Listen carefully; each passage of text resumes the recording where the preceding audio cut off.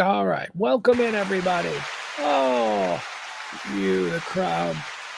So wonderful. Welcome in to night 13 of Diddy or Didn't He with me, Pugs Moran, live. Not live. Well, I'm live now. I am alive right now. That is true. Here on the RadioMisfits.com platform. Every day we get together, and I have been just obsessing myself over the ins and the outs, the he said, she said's going on inside that Manhattan courtroom in, of course, the case of Sean Diddy Combs versus who? United States of America? Is that? I don't know. The people versus Sean Diddy Combs. Night 13. Mia was on the stand today. Mia for the third straight day. Is this day 3 of Mia? And she's coming back Monday. Mia is like the third, I believe, executive assistant, personal assistant, secretary, grunt, whatever, that we've heard from who has worked for Diddy. And, I got to be honest with you. I have had assistants over the years. When I say two people at two different places. And one was my person for almost a decade. And I only had that one. That was, so here's what I'm trying to get at. If you're the kind of person that works in a field where you're often assigned an assistant, if you've had like 50 assistants in 10 years, you're an asshole. It's you. It's a you thing. You're the one that can't be pleased. Because the relationship between somebody and their assistant, their personal assistant, their secretary, their whatever, if it's done properly, it's a very intimate relationship. And I didn't say sexual, but I said intimate. You know things about each other. This person knows all of your darkest secrets. They know what you're going to the doctor for, right? They know what he specializes in. All of those kinds of things. So you don't necessarily want to have an assistant who is disposable. And we are seeing the pitfalls of that when you get to the level of Diddy. This guy runs through assistants and he pays them like varying degrees. We heard from one assistant last week who testified he was making $125,000 a year. That's what he was making. Now we got Mia on the stand. Mia was also the exact same job. She was making $65,000 a year. I don't know what the third person was making, but thought that was interesting. So Mia's been on the stand now for 4 days. Mia is testifying anonymously, and she also has a separate case, civil case against Diddy, where she claims that she was also the victim of sexual abuse and all of that stuff. So Mia occupied the entire day. Mia has not disappointed. We're not done with Mia yet. We still have more apparently to hear from her. She has been going through cross-examination by Brian Steele. Today, the bulk of what we hear from Mia was Brian Steele, Diddy's attorney, one of Diddy's attorney, doing cross-examination will continue of Mia on Monday. But before we get into all of the stuff that Mia told us about today, and she told us quite a bit of things. Well, I'll tell you what was interesting, though. What was interesting was, I always like to compare. Okay, yesterday we had the prosecution with Mia, and she just opened up a can of worms. It was a really good day for the prosecution. But today the defense gets their crack at Mia. The defense spent a lot of time today going over old Instagrams that Mia had posted after she had left her job with Diddy. The Instagrams that were glowing. They were like, oh, I just loved working for Diddy so much. He's such a... So we'll get into a lot of that stuff. That was the defense's attitude here today. They're like, you're saying you were like a victim and this was horrible? Then last year before you filed your suit, why did you post this? So we'll get into all that.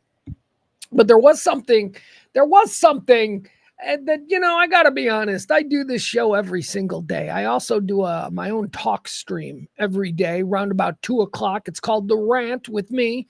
It's talk radio for normal people. It is talk radio that isn't dependent on any one particular political partisan viewpoint. Most talk radio, not most, I'm sorry, all talk radio in America is right-wing Republican MAGA talk. That's the stuff that sells, so that's the stuff that's out there. I do not do that kind of talk radio. I do not believe that one side has the magic and the other side is, from the devil or whatever. Stop it with your stupidity. They're all pretty much corrupt. My point is this. I do a talk radio show for normal people every day. We call it The Rant. It's current events, hot topics. None of it has to do with politics. None of it has to do with if you voted for this. It's not that. Every day, Monday through Friday, The Rant with me, Pugs Moran. You can find that here as well on Radio Misfits. You can also just Google search Pugs Moran. Pugs Moran, that's me, and you'll find it. Like, share, subscribe, do all that kind of stuff. The show, by the way, that I do, I've done every day since 2021. Every single day, Monday through Friday. 15 listeners. And that's being generous. That's being generous. Oh, yeah. It's an exercise in absolute narcissism. Also, delusion. So I'm not saying there's nothing to tune in for. Those things alone are stuff you definitely love. All right, so let's get into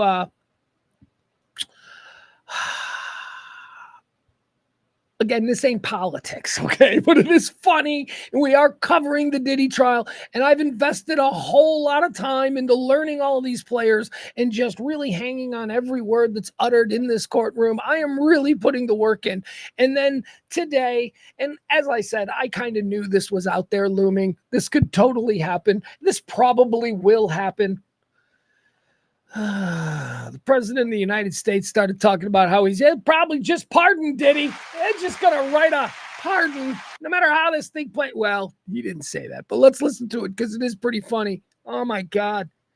President of the United States talking about Diddy, talking about how he's probably just going to or all right, you know what? I'm going to let you people hear it because, again, I don't want this to be political in any way, shape, or form. All I'm saying is that for a guy who's putting all kinds of work in to cover this, it would just be completely undone because some guy used to party with Diddy. Here we go. Let's watch this. You mentioned once in 2012 that Diddy was a good friend of yours back then. He has since found himself in some very serious legal trouble. Yeah, that's true. Would you ever consider pardoning him? Well, nobody's asked. You had to be the one to ask, Peter, but nobody's asked. But I know people are thinking about it. I know they're thinking about it. I think some people have been very close to asking. First of all, I'd look at what's happening, and I haven't been watching it too closely. Here's one of the things that I do like out of this guy. This is a doozy. This is one of the doozies, one of the Fox Nepo babies. So he asks him, he says, now I know you were friends with him. Now, this is going back to 2011, right? So Ducey's trying to give him some cover, by saying, now I know you were friends with him. This goes back to like 2011 when you were friends with him. So you ain't friends with him now. He's on trial now. You were friends with him back then in 2011. Like he's trying to offer him cover. But what he's essentially doing for those of us who are following this trial is that he's putting him right there with Diddy when Diddy was doing all of these things that he's standing trial for. So I don't know what that's about. All right, so let's continue. Here we go. President being asked if he could possibly consider pardoning Diddy because they used to be friends. I know they're thinking about it. I think some people have been very close to asking. First of all, I'd look at what's happening. And I haven't been watching it too closely, although it's certainly getting a lot of coverage. I haven't seen him. I haven't spoken to him in years. He hasn't spoken to him since he was in the throes of all these crazy maniac things he's being accused of doing. I don't know. The last time I talked to him, he had to hang up. He was doing something called a freak off. I don't know what that is. But yeah, that's when I was friends with him. Not now. Not the sad, pathetic guy who's fighting for his life on trial. Nah, that guy, fuck that guy. He's a pussy. I was friends with him when he was out there running around with Cassie and Gina. He used to really like me a lot, but I think when I ran for politics, he sort of that. It's like, I love about our president. He's like, well, look, the main thing is that he used to like me a lot. That's it. That's the whole transactional nature of hey, Mr. President, how do you feel about this person? Well, I don't know. Let me think about how they feel about me before I give you that answer. I mean, that is so funny. This is, for whatever you think, this is the funniest president we've ever had. Now, whether or not you're horrified at the idea we've got a funny president, we got a funny president. That relationship busted up. From what I read, I don't know. He didn't tell me that, but I'd read some little bit nasty statements in the paper all of a sudden. It's different. You become a much different person when you run for politics and you do what's right. I could do other things, and I'm sure he'd like. Can I just point out? I know I'm being nitpicky, right? Like one of them crazy libs on freaking Twitter that's going to correct you You mean you are, not your. You mean, I don't mean to be like that. But what the fuck is run for politics? This is the president of the United States. He's like, bang, bang, when you run for politics. What the fuck is that? That's not a real thing. There's no such thing. You don't run for politics. You run for office. Politics. Oh God, whatever. We're just lowering the fucking bar. We're lowering the bar. We are getting into this idiocracy thing quicker than any of us had ever imagined. Me and I'm sure other people, it's different. You become a much different person when you run for politics and you do what's right. I could do other things, and I'm sure he'd like me, and I'm sure other people would like me, but it wouldn't be as good for our country. As we said, our country's doing really well because of what we're doing. So it's not a popularity contest. So I don't know. I would certainly look at the facts. If I think somebody was mistreated, whether they like me or don't like me, it wouldn't have any. All right. Well, there you have it. This all might not be for nothing. I mean, it just depends on how, they'll do some polling. They'll figure out, how close are we to midterms? Do I need to do something to get the black vote, on my side? That's even suggesting, and that's kind of racist to me to suggest that the black vote's going to be like, Diddy ain't done nothing wrong. I mean, I don't know that to be the case. I don't know if this is, this is another OJ thing. I mean, look, I'm a white guy. I'm a middle-aged white guy, and I don't even know that Diddy did any, well, that's not true. I know Diddy did some shit wrong. Diddy did a lot of shit wrong. From the stuff that I've already heard, right, admitted to in court, Diddy should be in prison for 5 years. Minimum 5 years. Let's start the bidding at 5 years. That's just based on what we've heard them admit to. The defense go, hey, Diddy, let's get into more details about the time you smacked Cassie around. They're not denying any of that because they're not being charged with that stuff. See, again, this comes back to the problem that I keep pointing out with the prosecution, that the prosecution went for headlines. The prosecution went for, we're going to send him to jail for life because he's a mafia kingpin. That's what they wanted. And I just don't. Well, I'll tell you about what I think happened today. But, they haven't done the prosecution. They haven't done a great job of selling me as a truly independent observer of all this. I'm not a fan of hip hop. I'm not necessarily a fan of Diddy, but I am really just kind of sitting here watching everything, trying to figure out if this guy is a guy who deserves to be in prison for the rest of his life. And the prosecution has not sold me. I don't know if that means that they have sold the jury. I don't know. They haven't sold me. 9 days in a row, the first 9 days of this trial, I told you all that it was 9-0 in favor of the defense. The defense had won the first 9 consecutive days of this trial. Now, this week, starting on Tuesday, because it was a short week because of Memorial Day weekend, but starting on Tuesday, the prosecution started to rally. And my hypothesis on this at the time yesterday was that I think that what we're seeing is the result of Cassie being pregnant. Cassie, of course, gave birth a couple of days ago to a new baby boy, but Cassie gave a lot of testimony that seemed to be a little unnecessary and misplaced as far as the story of the trial goes. Like, I'll give it to you this way. I think it would have been much better if Cassie could have testified like maybe next week or the next week.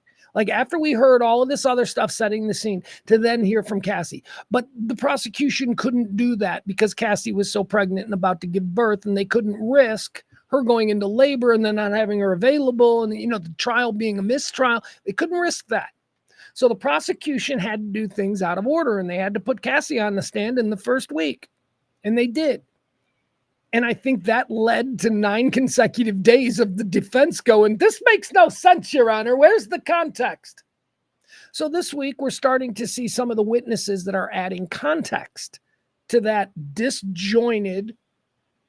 And as I'd been saying, and as a friend of mine said so eloquently, the ritualistic humiliation of Diddy, all of the sex stuff, all the stuff that had nothing to do with him being a global crime kingpin.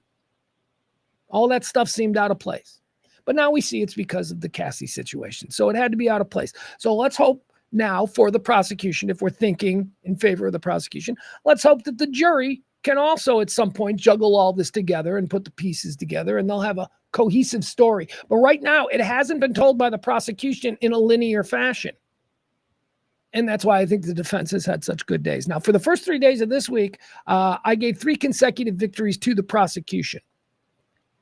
Prosecution made great points this week. Everything's starting to come together. We're starting to hear things being corroborated by multiple witnesses with their own eyes that is starting to suggest that Diddy did have some crazy amount of power that just a normal legal operating boss typically wouldn't enjoy.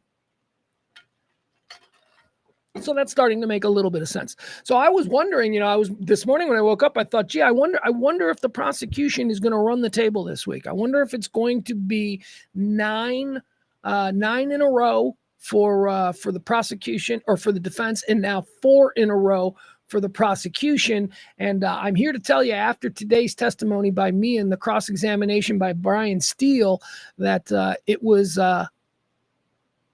victory for the defense. Yeah, the defense won again today.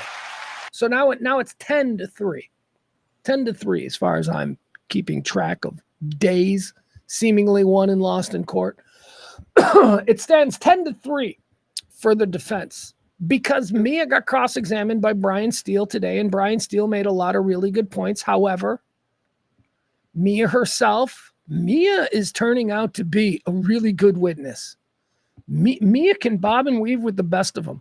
She's not being overwhelmed on the stand. She's pushing back against cross-examination. She's being sassy. Mia's good. So let's get into the testimony from today, from Mia. She took the stand this morning. Like I said, she was there pretty much the entire day. Is it day 2 or day 3? I thought Mia first appeared 3 days ago. Maybe not, though. Maybe we were expecting her 3 days ago. Anyway, Mia, who is testifying anonymously, claimed Diddy threatened to fire her and even kill her when she was on a trip with Combs' girlfriend, Cassie, in South Africa. Ventura, Cassie, found out that Diddy was cheating on her with a woman named Gina, the aforementioned Gina. We're supposed to be hearing from Gina. Oh, Gina. What is going on with Gina? Gina is slated to be a witness for the prosecution. Gina is testifying anonymously because she also supposedly has ongoing litigation against Diddy. Gina was a girlfriend that we learned about who was existing in Diddy's universe at the same time as Cassie, which I believe is a huge problem for the prosecution, especially since they're trying to make a case that Cassie was so singularly important to Diddy that he had imprisoned her and kidnapped her and was controlling her life. We know about Gina. Now suddenly we're hearing Gina. We're like, oh, wait, he was so singularly obsessed with Cassie while also being really reverential towards Kim Porter, the mother of his children. And at the same time, he was known to be dating someone named Gina. So Cassie, remember Cassie now, and this is another problem here in this little bit of testimony from Mia today. Cassie, again, needs you to believe that she was a prisoner. So Cassie finds out about Gina. Cassie, who thinks she's Diddy's number one, although on some level she knows that Kim Porter is always going to be the number one because of the kid connection and all. So Mia, or I'm sorry, not Mia, Cassie, who thinks she's number one, she finds out that Diddy's also running around with this, let's call her Gina. And so Cassie, who's a prisoner and who is, being completely dominated by Diddy, she and Diddy's assistant just whisk themselves off to South America in protest. This is what Mia is testifying today. Cassie found out that there was a Gina, and Cassie, who would have us all believe that she was a prisoner and kidnapped and all of this kind of stuff, and we know she was brutalized.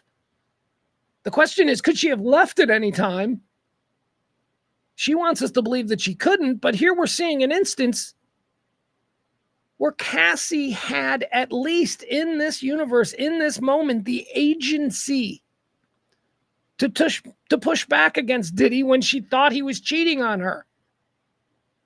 I don't know that kidnapped victims, I don't know that people who are being held prisoner have that level of agency in a relationship with their supposed captors.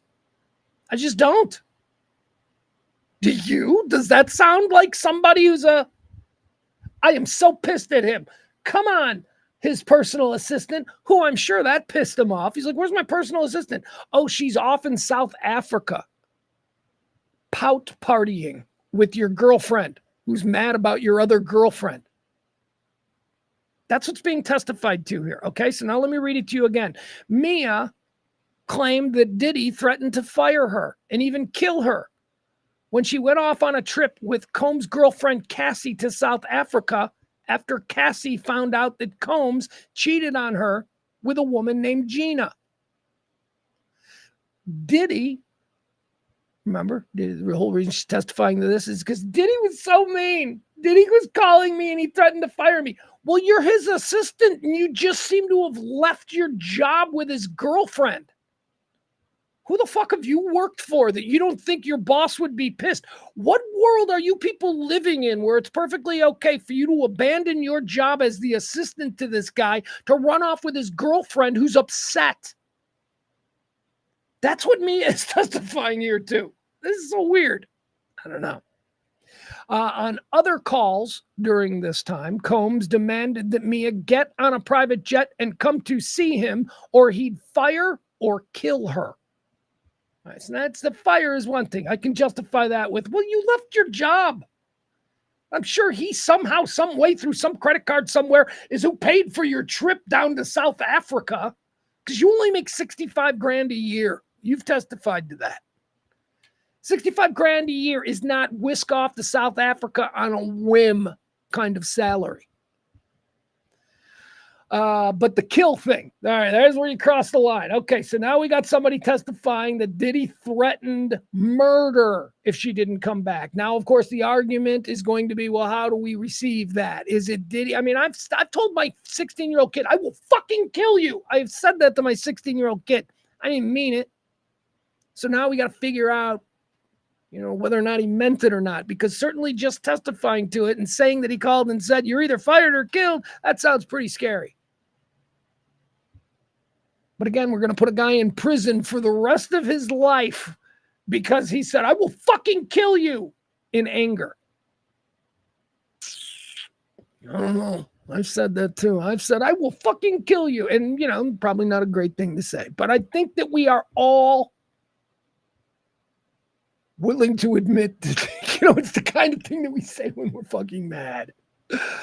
All right. Another calls. Combs demanded Mia get on a private jet and come to see him or he'd fire or kill her. Sean Diddy Combs once raged at Mia during a yacht trip in Saint Barts. All the best experiences, all these incredible trips, these parties, these exclusive and interactions with people, they all come with a price. Y'all got to be every moment of every life going, oh fuck, here comes Diddy. You got to move away from him because you never know when he's just going to ruin everybody's cool yacht party fun with one of his weird demands. God damn it, somebody spread jizz on my chest right now. Cassie, bathroom. Stat. It's like she's on a yacht.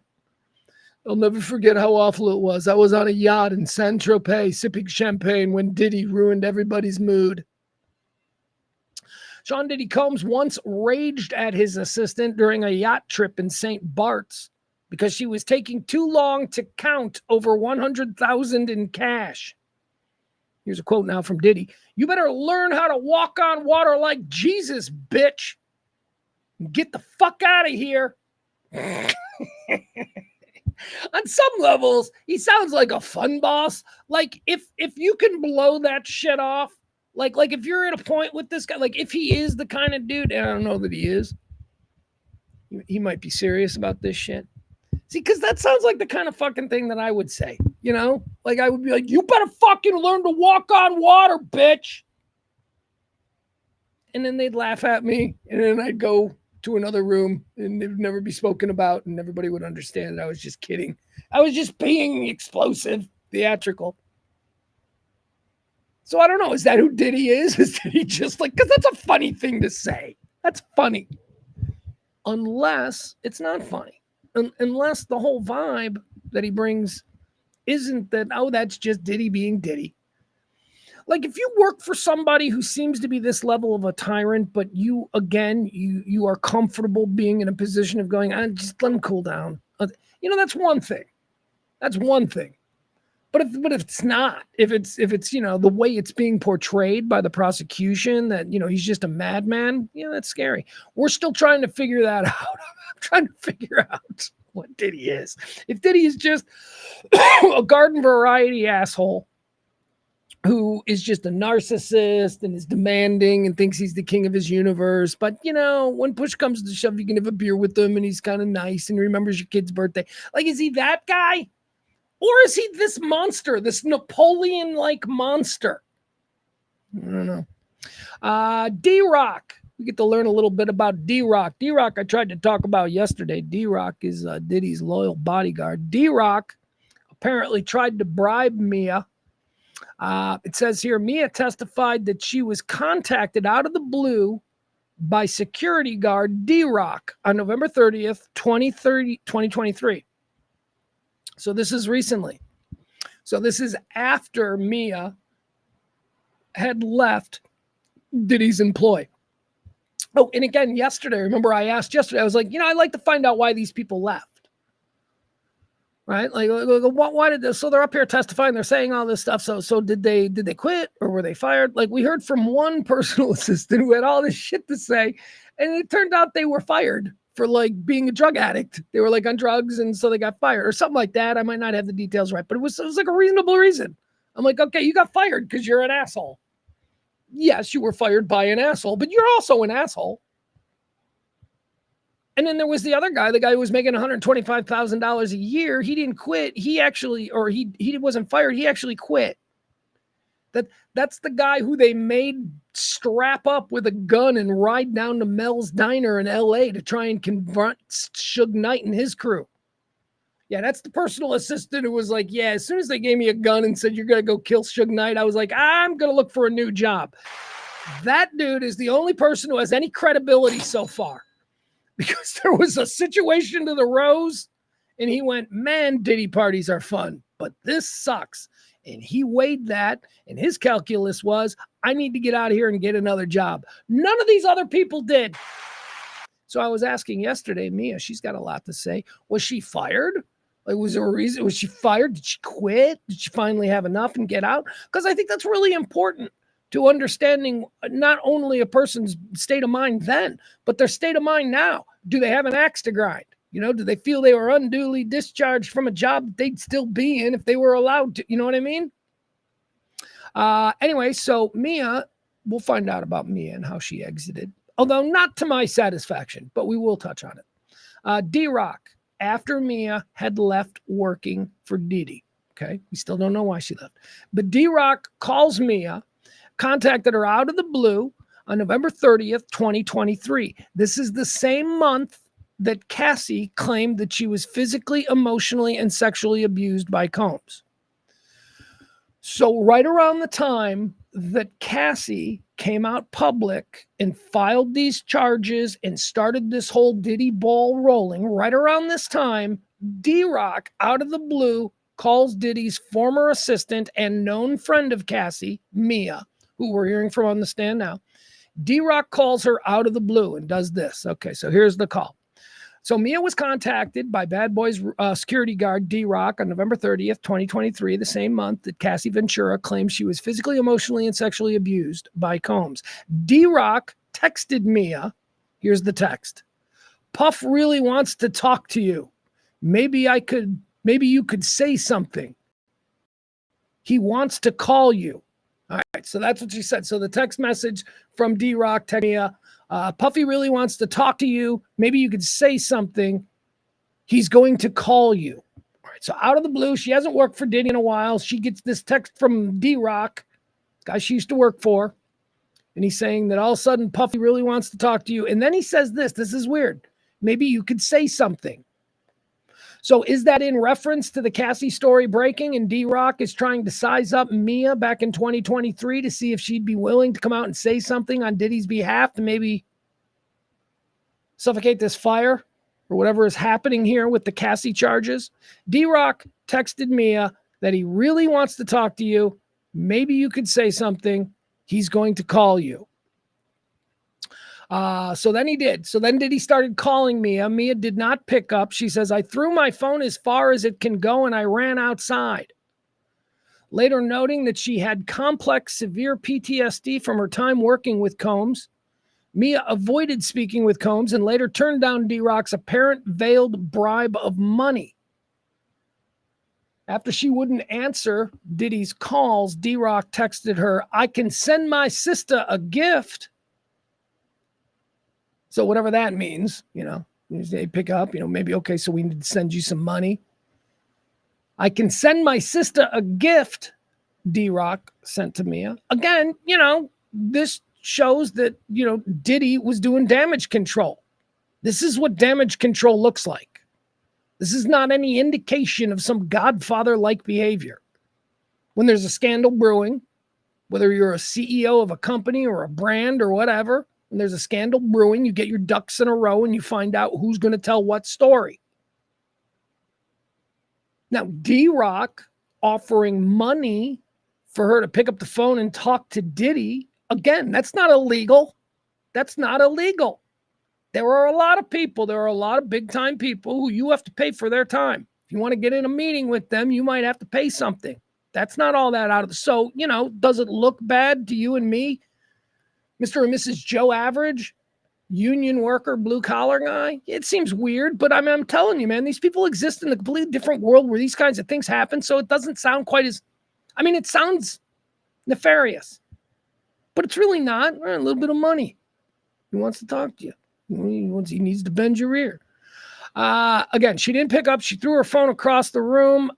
She said that she didn't respond to D-Rock's text if I could send my sister a gift. Mia also received text from Diddy on February 4th and February 7th asking to speak with her so that he could have his, quote, memory jogged as to what apparently happened. But again, she never answered and never responded to him. All right, so that was interesting, right? That was all from the prosecution. So now we get to hear the cross. I don't know if they took a break for lunch first, but no, they didn't. Cross began with Brian Steele, one of Diddy's attorneys, one of Diddy's defense attorneys, which I think is a very interesting choice to have a male. Now, look, I know, don't be like, oh, what's that? Some woke thinking? No, it's not woke thinking. It's lawfare. It's courtroom theatrics. It's optics. Okay? That's what I'm trying to say here. I would think that they would want a woman attorney on the defense side to cross-examine a woman who is claiming to have been sexually, but they didn't. They went with Brian Steele. It's a bold move. It must show their level of confidence in their case because, optically, it looks a little bit like, why is this guy challenging this woman who says that she was raped? So we're going to get into that because Brian Steele certainly did. Brian Steele spent a good deal of his time today reminding Mia, who has just given 2 days of testimony about what an awful experience it was. I'm sorry. I know that I'm a guy and it's about perspective and I'm a middle-aged white man, but all of these terrible experiences, they all sound like the greatest stories that you could dine out on for a lifetime. They're great stories. Remember the time that he told you better walk on water like Jesus, bitch, when you were counting $100,000 cash on that yacht in Saint Barts? It's a good story. Hey, remember the time that you and Cassie were hiding from Diddy and he was irate on the beach and he's like, where the hell are you bitches? And you were laying on paddle boards hiding from him. Remember that? And then the weather changed and you had to decide, do you want to go back to Diddy or do you want to face mother? Remember that? So, she spent like 3 days talking about all these terrible experiences and, they are bad things, right? I shouldn't be so glib about the location. But it just sounds like, it sounds like getting yelled at by your boss on a yacht in Saint Barts is better than being yelled at by your boss in the kitchen at Chili's, right? This is not the real world we're talking about. That's all I'm saying. This is not the real world. All right, so cross-examination begins, right? Cross-examination. This is Brian Steele. It says here, Sean Diddy Combs' ex-assistant Mia is now being cross-examined by music mogul defense attorney Brian Steele. He is getting into friendly social media posts that Mia has made publicly towards Combs in the not-so-distant past, even though she is now calling him her alleged abuser. The jury was shown a series of Instagrams, including one that Mia posted on Combs' 40th birthday. Now, why is that important? Why is it important that she posted this picture from Combs' 40th birthday? Now, we don't have the details because we don't have cameras and we don't have word-by-word testimony, but I don't know if she posted this on Instagram the night of Diddy's 40th birthday, or if she posted this on Instagram, a couple of weeks, couple of months, maybe even a couple of years after. She's just like, oh, remember this picture? You know what I mean? We don't post pictures necessarily the day that we take them. So I don't know when this picture was posted. I think that it changes the way I think about it if it was posted the night of his 40th party. If she posted a picture with glowing rave reviews about what a good guy Diddy was on his 40th birthday, from his 40th birthday, she's there with him. She's like, look, he's such a great guy. Happy birthday. If she did it during the party and then like an hour after she posted it is when he supposedly raped her. Because remember, the 40th birthday party is when he supposedly raped her for the first time. She had only been working for him for a couple of months. So I don't know. I think that's very important. Is Brian Steele saying, you say all these things are terrible about your experience with Diddy, but let's go to your Instagram page. Here's a picture of you. This is from the 40th birthday. You're saying he's so great. This is from the 40th birthday where you said that he raped you. Why are you saying that he was so great? See, that's kind of like you're thinking really quick. You're like, well, it depends. Did she post that after the party? Did she post that after being raped? Because she posted all of this glowing stuff about him with a picture from the 40th. After she was raped at the 40th, and she's now posting glowing things. That makes me go, what?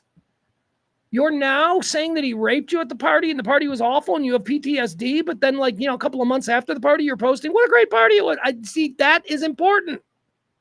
But again, if she posted it the night of the party, then it could be like, well, she wasn't raped yet. It was a good party. He didn't rape her yet. So I do think that's important. And we don't know. I'll have to try and figure that out. Sean Diddy Combs' ex-assistant, Mia, being cross-examined by Brian Steele about friendly social media posts that she made towards Combs, her alleged sexual abuser. The jury was shown a series of Instagram posts, including one that Mia posted on Combs' 40th birthday. All right, now I'm reading that differently now. I'm reading that on Combs' 40th birthday. Wow, so much of what I think depends on the literacy of the blogger who was blogging this in real time. Okay, because that's important.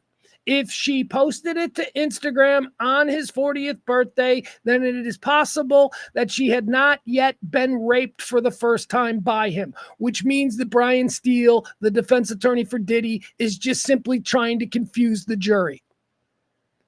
The jury was shown a series of Instagram posts, including one that Mia posted on Combs' 40th birthday with a photo of her in a tutu and Combs grabbing his crotch while they were apparently at Burning Man Festival. This is making more sense now. Okay, so on Diddy's 40th birthday, if you remember, she testified yesterday that she was raped by him at his 40th birthday party. Again, more moving parts.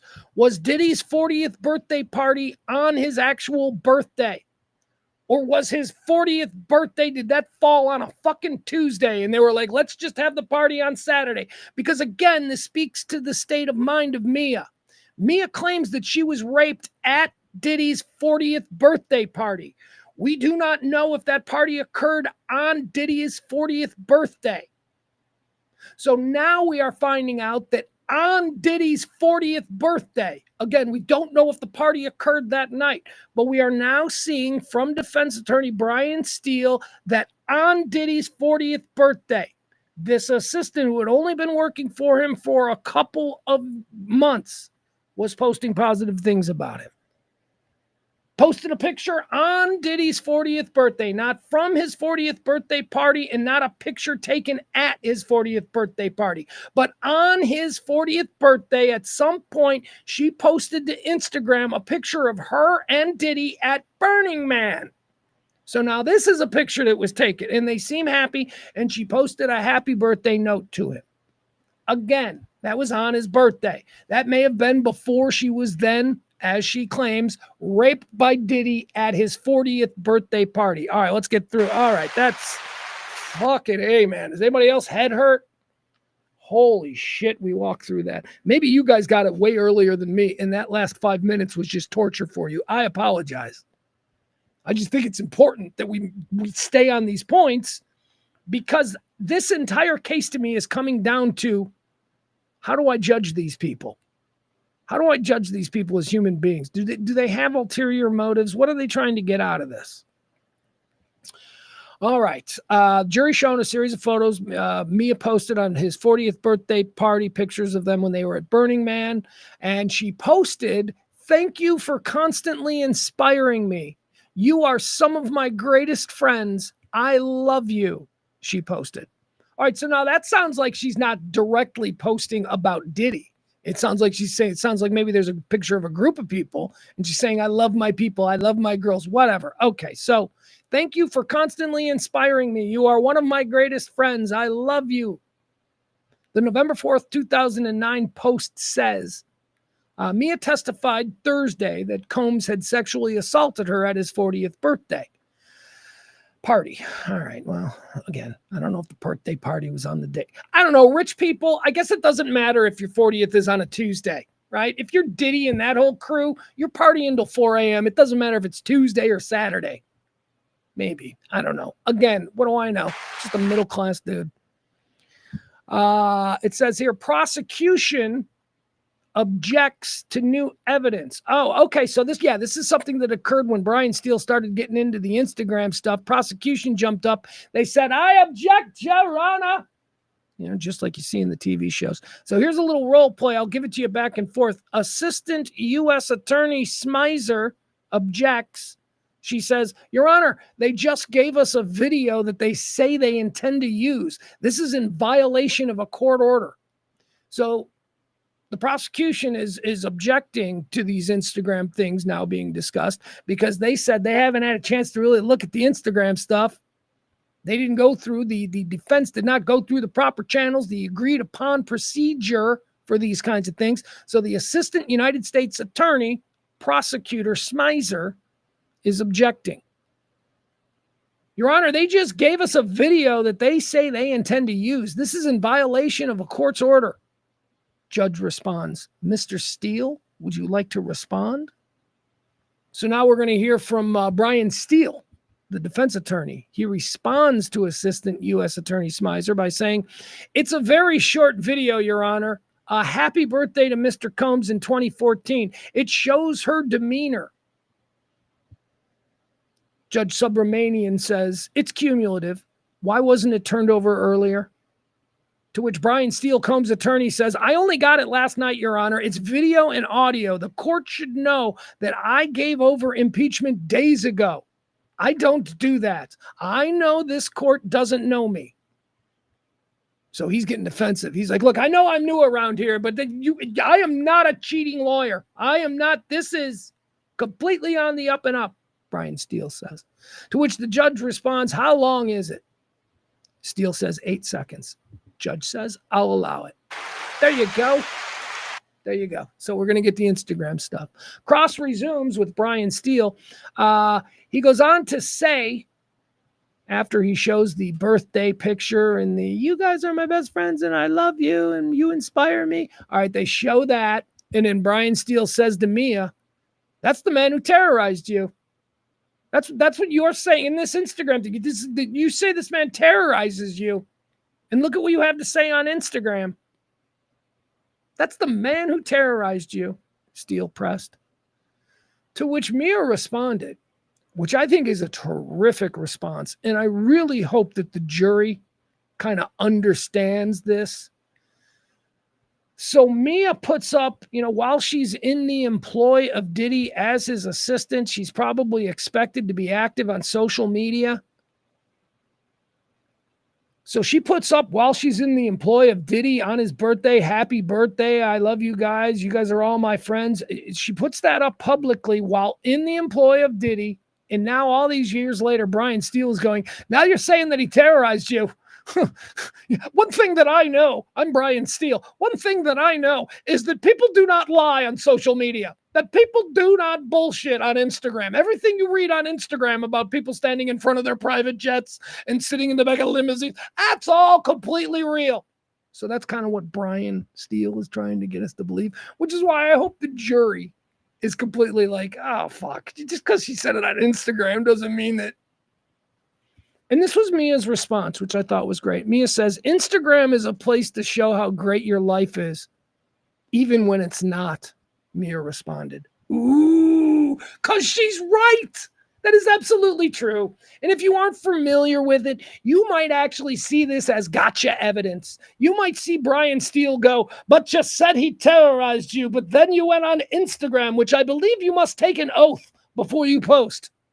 It's like he's trying to suggest that that's like the rules of Instagram. I hope the jury understands. I hope the jury understands that Mia responding to him going, why are you posting nice things about your boss after claiming that he terrorized you? I hope the jury understands that when Mia said, Instagram is a place to show how great your life is, even when it's not. I hope the jury understands that, because that's a fucking mic drop. Good for her. Good for her, because Brian Steele thought he had something. Aha! And she's like, you fucking dork. Don't you know how Instagram works? Get the fuck next. That was kind of how she handled that. They took a break for lunch, about an hour, and then they came back and cross-examination of Mia continued. Not a whole lot more was done. They broke a little bit early. I think that might be the case on Fridays.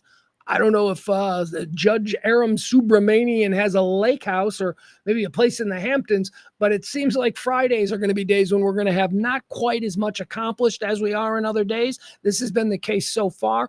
Day 13 was absolutely no exception to that. So we'll just quickly run through what the second half of today was, which was really not much. Cross continues with Mia still on the stand. Brian Steele says, isn't it true? Oh, how exciting. Why is this exciting? Because isn't that your favorite thing? Isn't that your favorite thing in court? Isn't that your favorite thing whenever you watch like a lawyer film or something? Isn't it your favorite thing when they go, isn't it true? When they do, is it not the fact? But really what we like is, isn't it true? We got that. Look at that. We got that. It's a cliche. And I wonder if other lawyers roll their eyes when someone goes, isn't it true, good sir, that you on the night in question? So we got that. So Brian Steele, he says, isn't it true that Mr. Combs never had unwanted, non-consensual sex with you? Combs' lawyer, Brian Steele, asked. This is because yesterday, Mia gave some very detailed, go listen to yesterday's show, day 12. You need to get caught up. She gave some really detailed testimony regarding 3 occasions where she believes she was sexually abused by Diddy.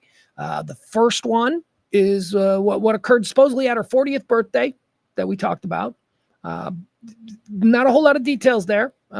He kissed her, and then she woke up in a chair, like she blacked out. Like she doesn't remember any details after he kissed her and started running his hand up her leg. The next thing she remembers, she woke up in a chair. Okay, so that was the first encounter. It was on his 40th birthday.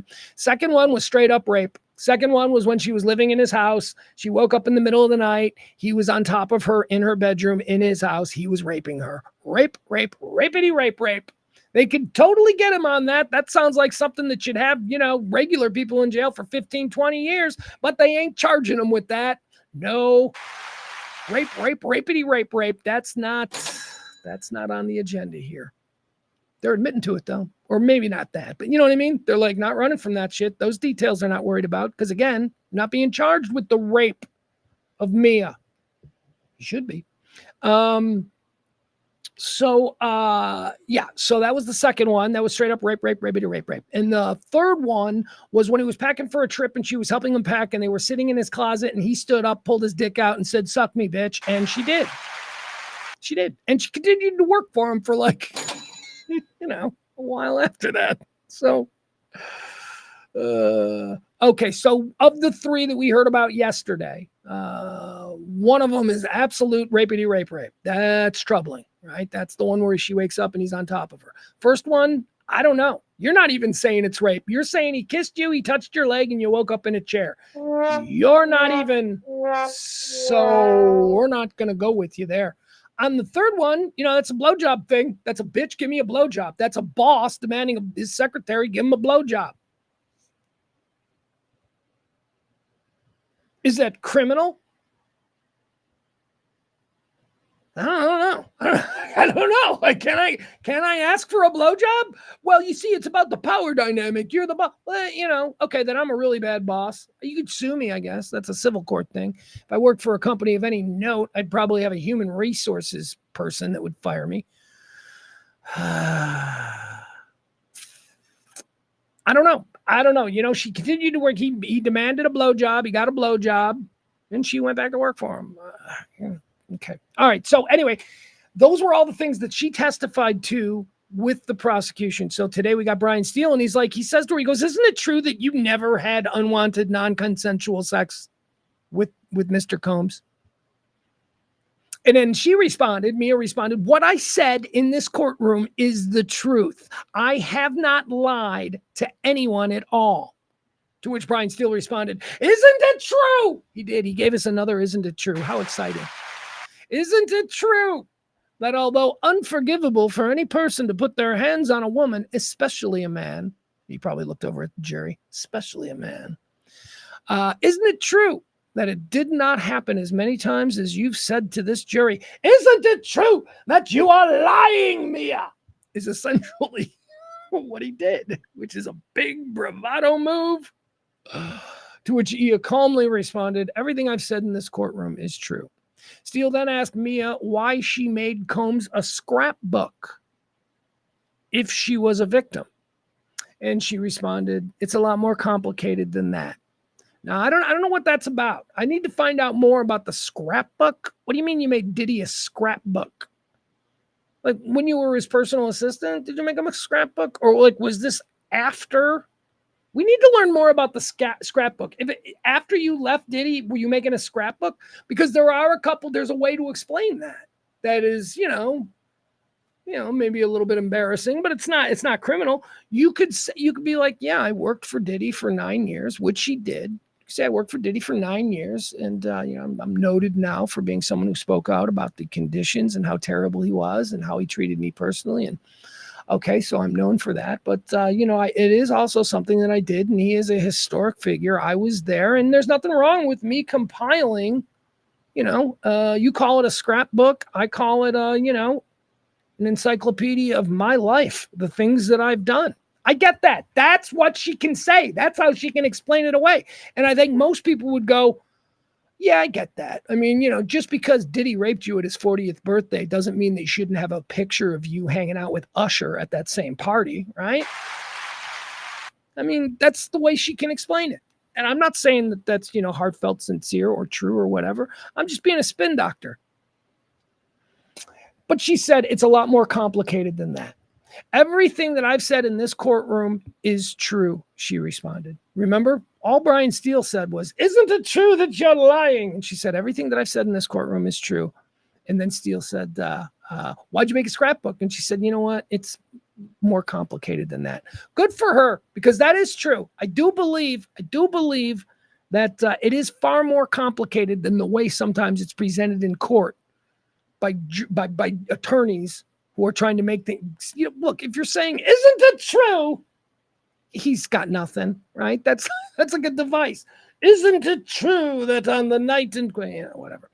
Let's see here. Steele has been referencing Mia's positive Instagram and social media posts towards Combs in an apparent effort to dispel her claims that she was ever truly a victim of Diddy, as she claims.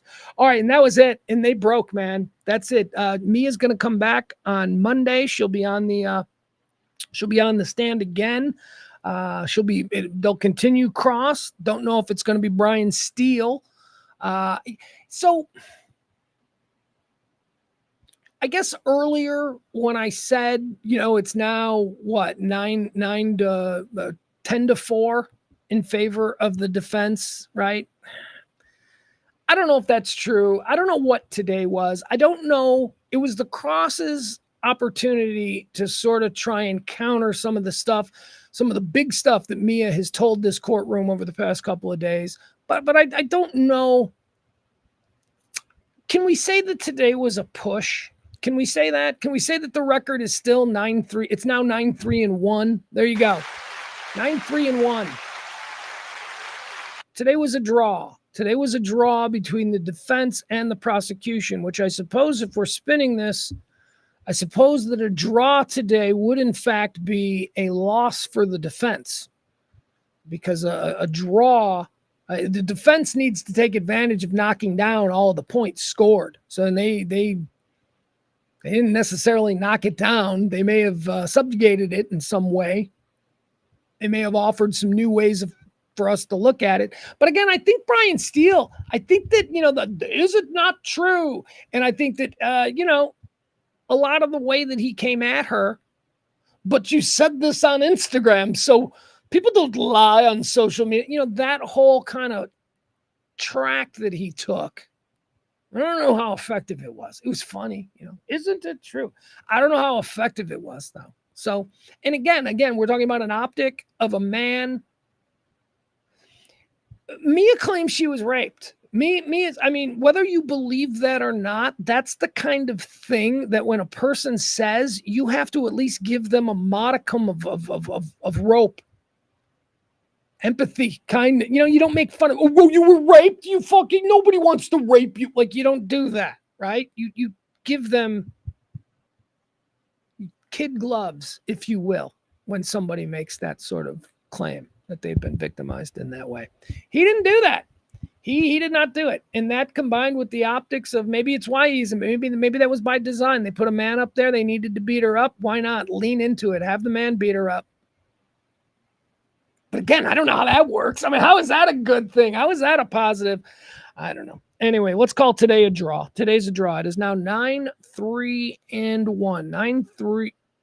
Yeah, 9-3-1. Had to do quick math. All right, folks, thank you so much. We'll be back on Monday when court resumes for day 14 of the Diddy trial. Diddy or didn't he with me, Pugs Moran. Also a reminder, if this is in any way interesting, if you kind of hear me and you're like, hey, I kind of like that guy. I'd like to hear what he thinks about Elon Musk. Well, you can join my talk show. I do a talk show every day, and it's not a flash in the pan. I've been doing it since 2021. It's every single day. It's called The Rant with me, Pugs Moran. Talk radio for normal people. It's talk radio without politics. I'm not MAGA. I'm not a lib. I'm, kind of just a normal person that's in the middle. And we talk about things from that perspective every day. The Rant with me, Pugs Moran. Where? Here on Radio Misfits. Or, and this could be easier for you. All you got to do is just Google search The Rant with Pugs Moran, or even just Pugs Moran. You can follow, subscribe, and all that good stuff. As I say, if you are thirsty for talk radio that doesn't make you feel guilty for how you voted or didn't vote, The Rant with me, Pugs Moran, every day, Monday through Friday, right here on Radio Misfits, radiomisfits.com. Thank you so much for joining us. Have a great weekend. We'll be back, as I say, on Monday with more coverage of the Diddy trial with Diddy or Didn't He with me, Pugs Moran. Bye, everybody.